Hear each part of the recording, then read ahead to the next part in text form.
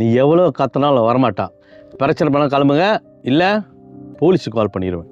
Uncle, நீங்கள் என்ன வேணும்னாலும் பண்ணிக்கோங்க. ஸ்வேதா வராமல் நாங்கள் இந்த இடத்த விட்டு நவர மாட்டோம். யாருக்கும் பயப்படாத. எவன் என்ன பண்ணுறான் நான் பார்க்க தான் போகிறேன். சரி, அவன் வந்தா கூட்டு போடா. என்ன சொன்ன விலங்குல ஸ்வேதா? எனக்கு பிடிச்சதான் அந்த கல்யாணம் நடக்குதே. உன்னை நினைச்சா எனக்கு ரொம்ப கஷ்டமா இருக்குடா மச்சான்.